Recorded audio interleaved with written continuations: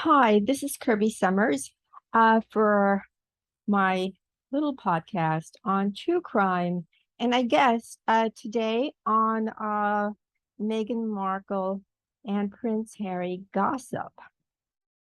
I decided to try to do this in a way that is discreet and open because I wanted as many of you to hear what I had to say as possible. I knew that if I uploaded it to either my Patreon, and by the way, if you are not a member of my Patreon, perhaps you may want to join. That's sort of my tip jar. Or if I did it as an Epstein Project newsletter, that some of you would not be able to read it. However, I have to use discretion. So you're going to have to listen between the lines because I'm going to have to make this up as I go. Um, the first thing, well, first, like the video, and subscribe if you have not subscribed.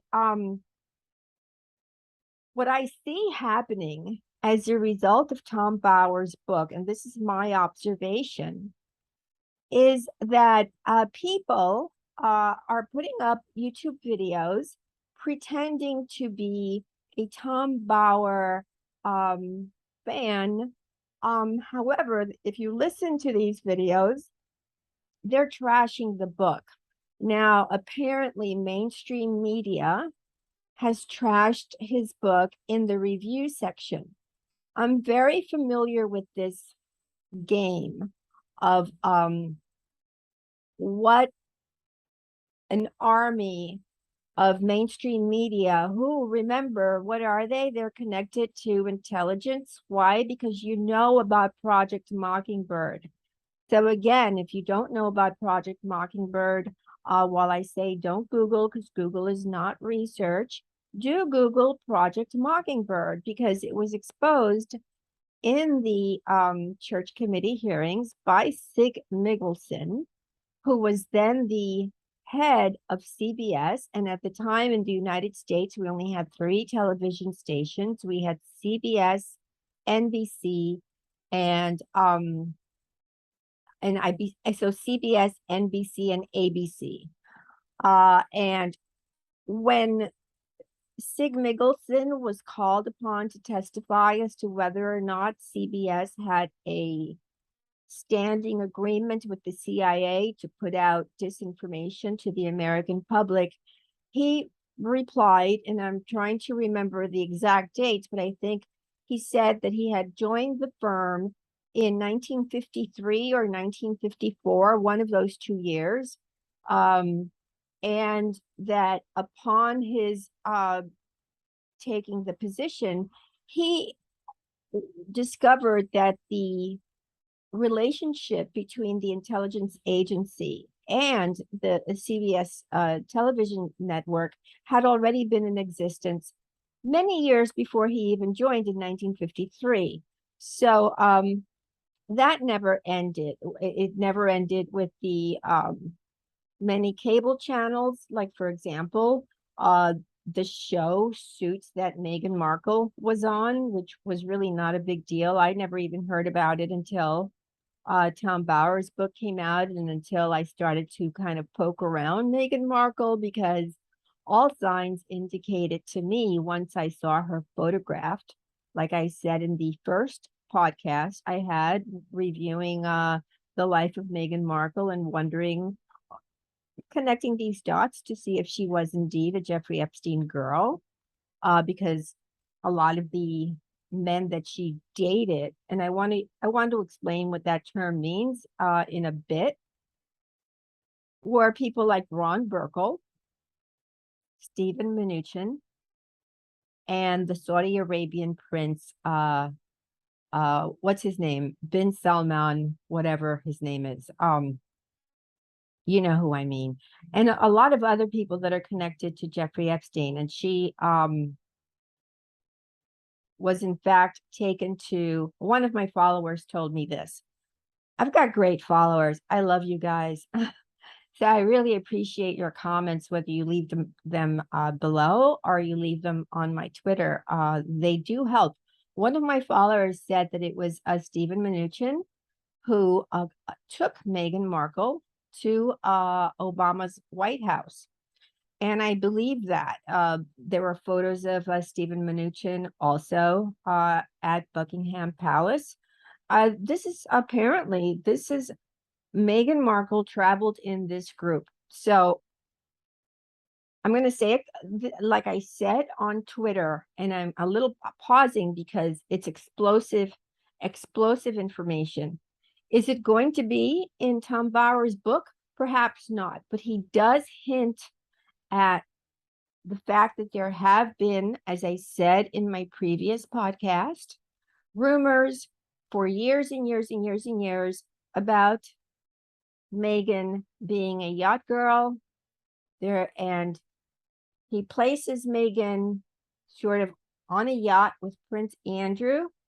Now, this, we have to remember, is connected to Virginia Giuffre's meeting of Prince Andrew that happened in 2001. And how do we come to the conclusion that there's an actual date here? We know this because David Boies of Boies, Schiller, Flexner, who is one of the attorneys representing Virginia Giuffre and about 68 other Epstein victims, basically said in a December article that one of the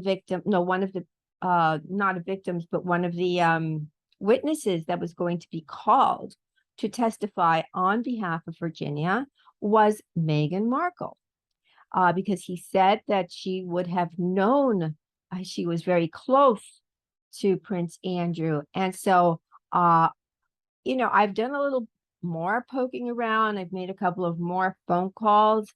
And, the first drum roll is that it appears that Andrew got to know Meghan before Harry. So again, you have to read between the line there, because that's all I'm going to say about that. I want to explain what yachting means.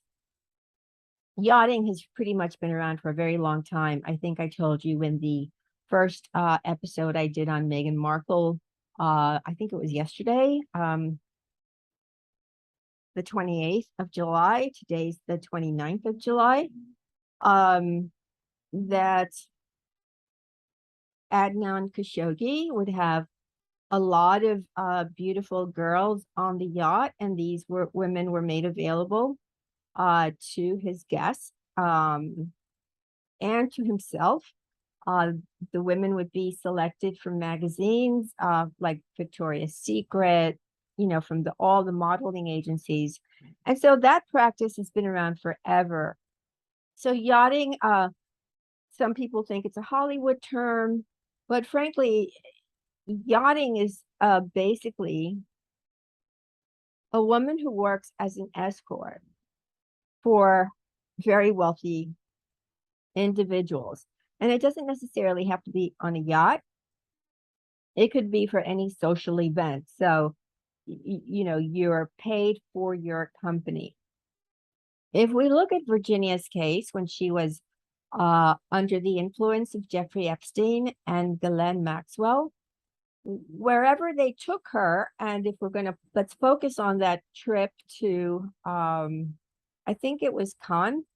No, it was actually the UK. They did some moving around, and yeah, I think they did some moving around, but where Virginia basically met Prince Andrew was in the UK, because then their little rendezvous happened at Ghislaine Maxwell's home, one of two homes that she owned, which has now been sold. All of these properties owned by Jeffrey Epstein and Ghislaine Maxwell are disappearing, and we know that they're, according to the information upon the arrest of Jeffrey Epstein, we know that there were pinhole cameras, that some videos were confiscated.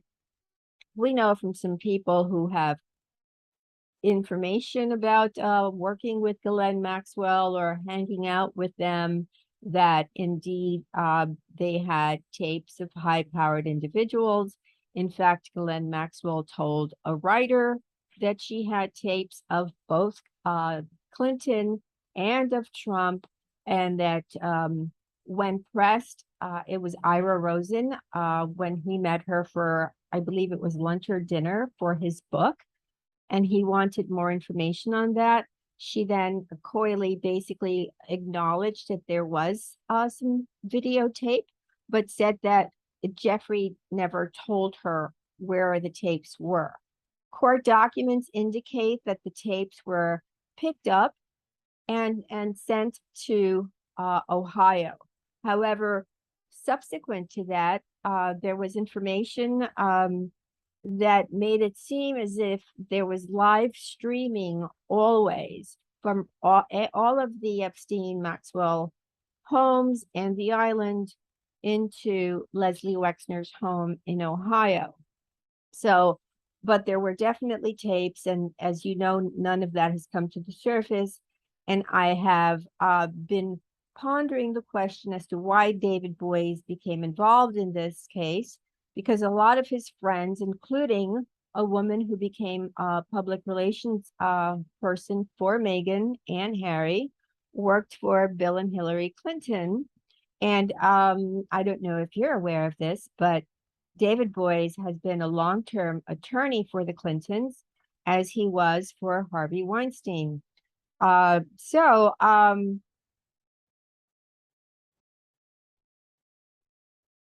pausing because I'm trying to think how to start this. So, okay, so we've seen a lot of models and actresses.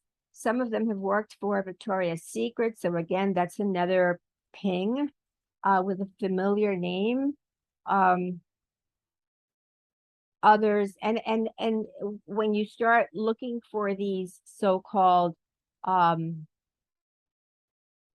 yacht girls, you'll find that they started, some of them, many of them started their modeling careers when they were just still 13. So that goes back to the same kind of age that Jeffrey Epstein and Ghislaine Maxwell were procuring. You know, they were sort of at the tail end of 13, 14, that age. And some of these girls were there only once. However, some of them stayed for a couple of years. There was one girl on the stand who was also on television, similar to Meghan Markle, perhaps a little better known because, you know, even I didn't know about Suits. I believe that was a cable show. You know, I don't really, I did a little poking around, but honestly, had it not been because I was looking at the Prince Andrew situation, I would never have really even heard about Meghan Markle. But I'm really happy I did because it's connecting a lot of dots for me. And it's going to connect a lot of dots for you. These women that are yacht girls tend to post their weekend getaways on their Instagram account. Today I posted on my Twitter one that Meghan's people have not found, that was on her Instagram from, I believe it was 2014, you know, away. And that's another way that they had to advertise that they were available, was to, if you look at some of the Instagram accounts for some of these women who are either a B or a C actress, they're modeling and they're posing in very exotic locations, you know, sort of like every other weekend or so. That person is probably, in all likelihood, what is known as a yacht girl. So here's the thing. So there appears to be a photo that has been scrubbed off the internet showing Jeffrey Epstein, Ghislaine Maxwell, Meghan Markle, and her, people call him a handler. I don't call him a handler, but maybe he is. I don't know. He would be the right-hand man for Ron Burkle at the Soho House. I'm just going to call him Marcus. Again, I'm really trying to be very discreet here. It's difficult to do this.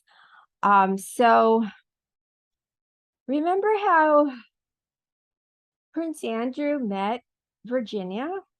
Well, it appears allegedly that that is how Prince Harry met Meghan. So if that isn't a shocker for you, so all of these make-believe stories about, oh, they were introduced by so-and-so, this is where they met, blah, blah, blah. No. According to some information, and again, these are allegations, there's no way to prove this stuff, so it might be, it might not be, take it with a grain of salt. It rings true to me, but because, I mean, if you've read my memoir, The Billionaire's Woman, you know that I was trafficked. And that is how I met the man who kept me under his thumb for a period of 8 years, although I didn't want to be there. So unlike Meghan, I wasn't looking for a rich husband or a titled husband or a billionaire. I just really just wanted my freedom, or I'm sure I would have done very well in that gilded cage, which is not a good place to be. Hence, her need for someone like Marcus to have to kind of like let her hair down and be herself, because you can't be yourself. And that's why she's an actress, if she's pretending to really be into Harry. Now, according to some other information that I was able to obtain,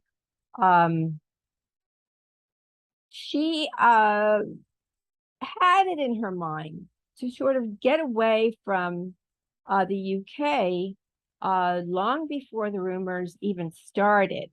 Yeah, she began her working on Prince Harry, but I'm going to tell you something. It's my feeling that just like she sort of turned her back on her father, how she turned her back on her half siblings, how she turned her back on some of her friends, and how the internet has pretty much been scrubbed of her life.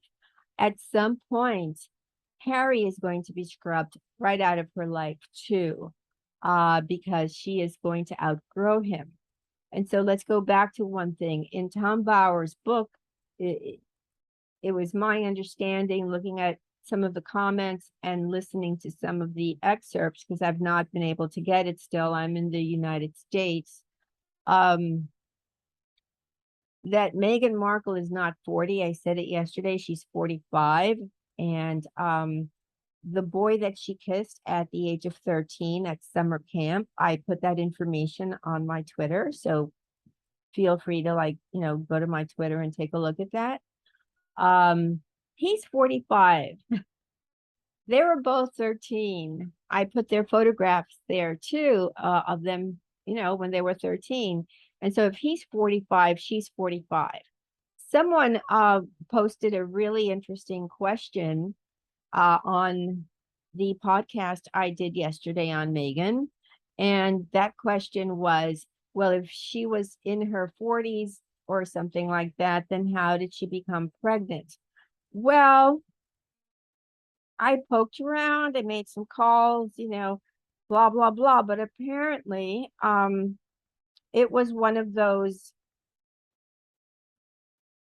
in vitro things. So that's how it was done both times, with great care by a doctor and intentional. Some people also noticed that she, with the time of the wedding, may have already been pregnant with the firstborn.